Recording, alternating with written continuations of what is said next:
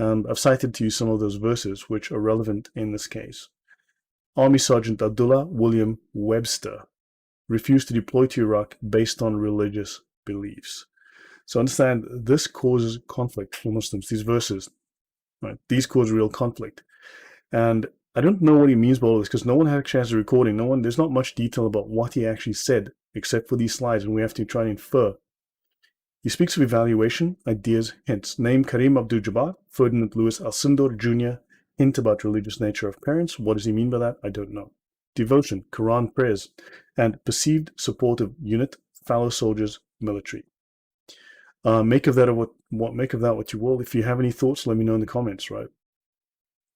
Family perception, don't doubt their loyalty to the US, God versus country. Now, doesn't he mean Allah? Because that's very different. In which case, don't forget, the Sharia is over and above the supposed man-made laws of any country.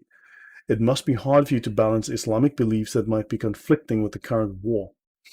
Feelings of guilt, is it what you expected? He is a psychologist, right? And now he's dealing with guilt. And he's saying, well, now I've suddenly got to balance my ideas. What does Islam say? So clearly the teachings of Islam go against loyalty to country, loyalty to your fellow soldiers, and the laws and the commands of the army and the country. Right? And he acted on this basis. Then he goes on to the Quran. It was revealed 1400 years ago in the early 7th century as the word of Allah. There were progressive revelations. Verses were revealed as situations, events presented themselves. The hadiths, the sirah, the asbab, nazul, aids in context and order, and he speaks of the rule of abrogation. For some reason, he actually decides to bring up the rule of abrogation. Now here, he speaks of these dashing rogue. Was there any record on why they said they left the US Armed Forces besides being a conscientious? I have no idea. I haven't looked into it very deeply. This particular, his actual presentation was just disappeared, went down the memory hole.